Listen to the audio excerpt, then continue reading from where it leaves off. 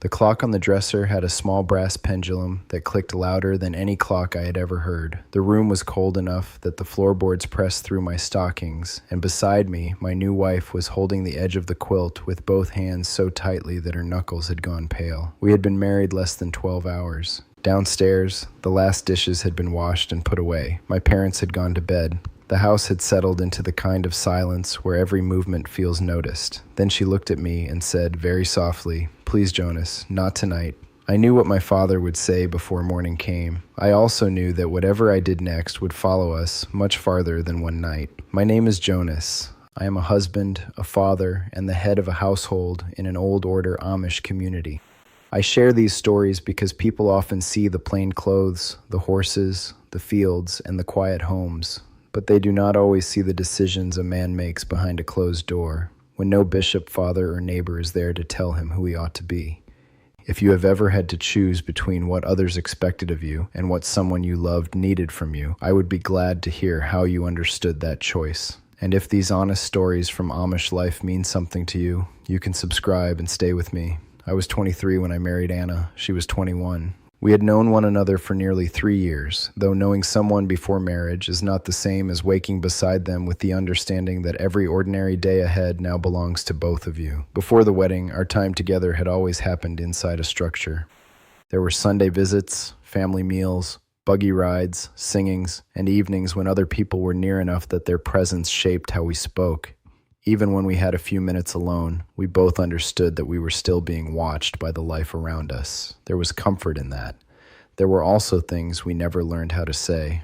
The morning of our wedding began before daylight. I remember the smell of coffee and damp wool, the scrape of boots by the door, and the way my mother kept wiping the same clean part of the table with a cloth because she needed something for her hands to do. My father was different. He moved through the house with the confidence of a man who believed the day had already been decided long before any of us woke. He checked the harness, spoke with the men setting benches, and reminded me twice not to forget where I was expected to stand. To him, marriage was a gate a man walked through. Once through it, he was meant to know the road.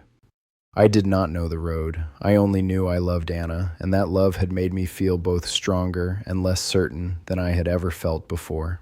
The wedding itself passed in long stretches and small flashes. A hymn rose in the room without instruments. Sunlight moved slowly across the floor. I remember Anna's face when we stood before the ministers, serious and composed, but her hands trembled once when she folded them. I noticed because I was watching her more closely than anyone else was. I wanted to reach for her, but that was not the time or place, so I stood still. By late afternoon, the house was full of voices, plates, children slipping between adults, and the heavy, warm smell of food.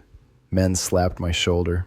Women drew Anna into quiet conversations that stopped when I came near. There was laughter, but it carried an edge for me because I understood that everyone knew something was changing and believed they knew exactly how it should change.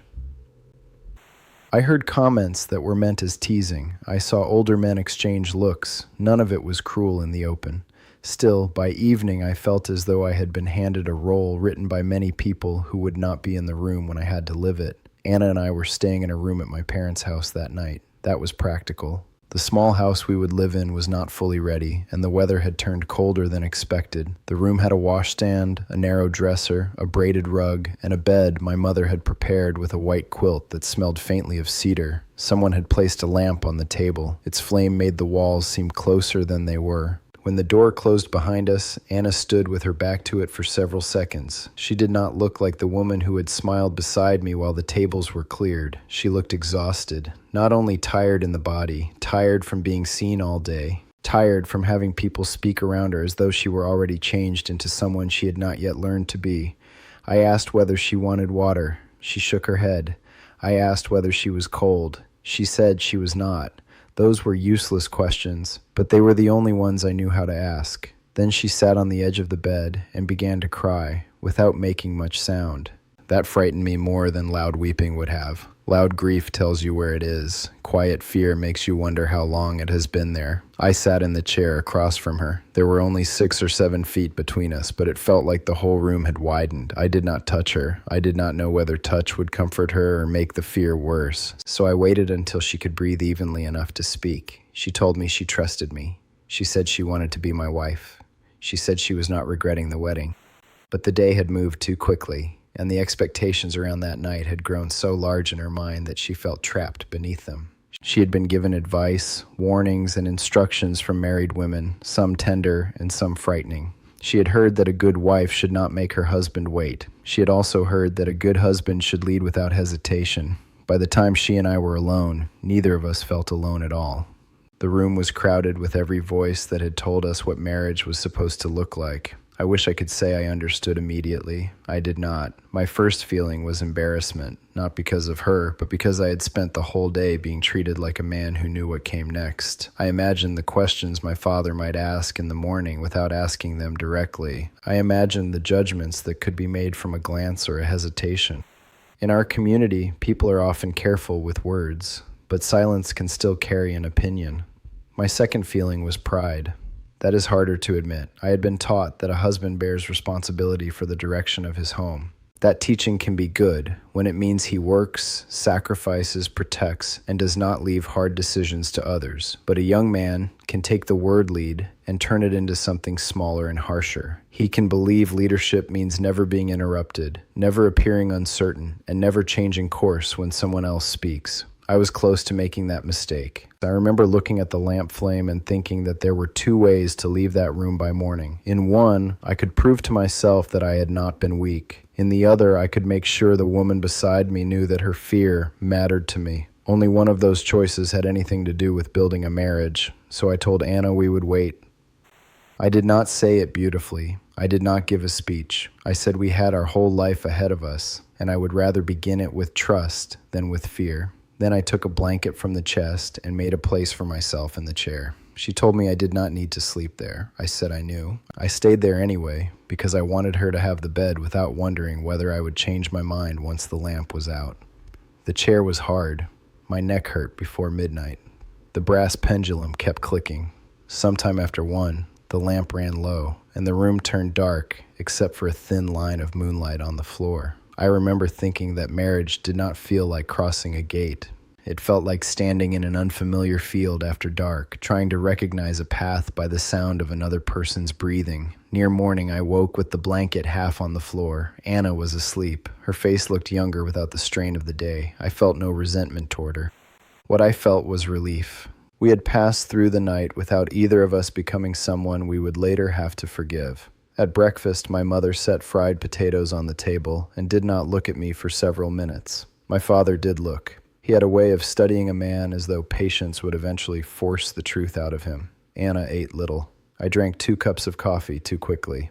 After she went upstairs to gather her things, my father asked me to step into the woodshed. The morning air smelled of split oak and frost. He did not ask for details. He did not need them. Maybe my mother had guessed. Maybe Anna's face had told more than she meant it to. Maybe fathers simply know when a son has done something differently than expected. He said I looked tired. I told him I had slept in the chair. He stared at me for a long moment. Then he called what I had done weakness. He did not shout. That would have been easier. He spoke in the calm voice he used when correcting a crooked fence post or an animal handled poorly. To him, I had surrendered authority at the very beginning of my marriage. He believed that if a man yielded once out of discomfort, he would spend the rest of his life being governed by hesitation. He warned me that a wife needed steadiness, not uncertainty. He told me not to confuse kindness with a failure to take my place. There was truth mixed into what he said. A husband should be steady. He should not make his wife carry every difficult moment because he is afraid to decide. He should not call passivity gentleness. But my father could not see the room as I had seen it. He saw only the tradition of what should happen. I had seen Anna's hands on the quilt. I wanted his approval. That is the part many men do not admit about their fathers. Even when we are grown, even when we have our own work and our own household, there can still be a place in us waiting for one small nod that says we have become the kind of man he hoped for. My father had worked hard all his life. He had endured drought, debt, sickness, and loss without allowing himself much softness. I respected him. I feared disappointing him. Those two things were tied together so tightly in me that I could not always tell them apart. Standing in that woodshed, I nearly apologized. Then I thought about going back into the house and looking at Anna after admitting that her trust had embarrassed me. I could not do it. So I told my father that I had hurt him, but I did not believe a wife became safer by learning that her fear would be ignored. I said I would answer for the way I led my home, and I would not begin by teaching Anna that other men's expectations mattered more than what she could say to me in private. My voice shook. I hated that it shook. My father noticed. He turned away and lifted a piece of wood onto the stack. For several seconds, all I heard was bark scraping bark. Then he said nothing more. That silence followed me for months. Anna and I moved into our small house 2 days later. The plaster near the stove was unfinished. One window rattled in the wind, and the pump handle stuck when the temperature fell. We had very little money. Our table had belonged to my uncle. The chairs did not match. At night, the house made sounds neither of us knew yet. But it was ours, and inside it we began learning each other without an audience. We waited until Anna was ready. I will not make private details public. What mattered was that readiness came through conversation, not pressure. It came after ordinary days of carrying water, preparing meals, repairing a door latch, and laughing once when a loaf of bread came out hard enough to knock against the table. Trust did not arrive in one dramatic moment. It gathered slowly, like heat in a room after a stove is lit. A week after our wedding, Anna told me she had expected me to be angry that night. She had expected anger because women had warned her about it, and because men rarely spoke openly about what gentleness required of them. She said that when I moved to the chair, she understood for the first time that our marriage might become a place where she could tell the truth before she had all the words. That stayed with me. In the years that followed, I learned that the first night was not the only time one of us would ask the other to wait. I asked her to wait when I was not ready to talk about a failed harvest that had left us short. She asked me to wait before accepting work that would keep me away from the children for long stretches. We waited before correcting a son in anger. We waited before repeating something heard about a neighbor. We waited beside sickbeds. We waited through a season when another child did not come, though we had hoped for one. Patience was not always the right answer, but it was never the same thing as weakness. Sometimes waiting gave fear too much room. Sometimes a decision had to be made before certainty came. I learned that too. There were moments when Anna needed me to choose plainly, even if the choice was hard. There were moments when I wanted more time because I did not want responsibility. A man can hide cowardice behind careful words just as easily as he can hide cruelty behind authority. Marriage showed me both dangers, but that night was not cowardice. I know that now. My father and I did not speak about it again for many years. Our relationship remained respectful, but there was a distance around certain things. He taught me how to judge timber, how to keep accounts through a hard winter, how to notice sickness in a horse before it became obvious. He was generous with practical knowledge. With matters of the heart, he often handed me silence and expected me to make use of it. Then, when he was older and his health had begun to fail, I spent an evening sitting with him near the stove. Anna had brought food and gone home before dark. My father was weaker than I had ever seen him, but he still disliked being helped into a chair. He asked about my oldest son, who was struggling with a decision that affected the whole family. I told him I was trying not to push the boy into a choice he would only resent. My father looked toward the stove and said I had always had more patience than he did. That was all. He did not apologize. He did not mention the wedding night. I cannot say with certainty that he was thinking of it, but I was. For the first time, I wondered whether he had called my patience weakness, because no one had ever allowed patience to be strength in him.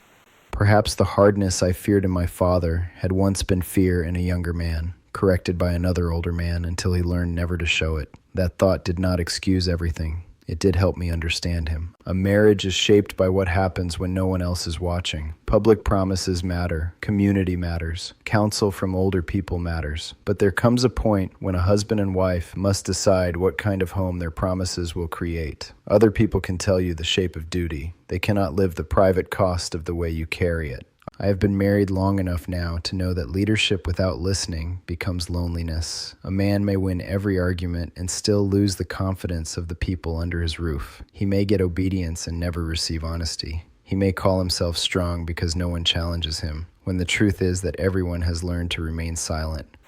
That is not the home I wanted, though at 23 I could not yet have explained it. The clearest thing I understand now is this. Strength is not proven by how quickly another person yields to you. It is proven by whether the people who depend on you can tell you the truth without fearing what your pride will do with it. On my wedding night, Anna gave me a truth she could barely speak. Waiting was the first way I showed her that I could be trusted with it. My father called that weakness. For a long time, the word troubled me. Today, it does not. I have made mistakes as a husband. I have spoken too sharply. I have held to decisions longer than wisdom required. I have sometimes mistaken being tired for being right. But when I think back to that cold room, the cedar smell, the dying lamp, and the clock that would not stop clicking, I am grateful I did not let another man's definition of strength decide who I became beside my wife. If this story stayed with you, subscribe and join me for more honest stories from inside Amish family life.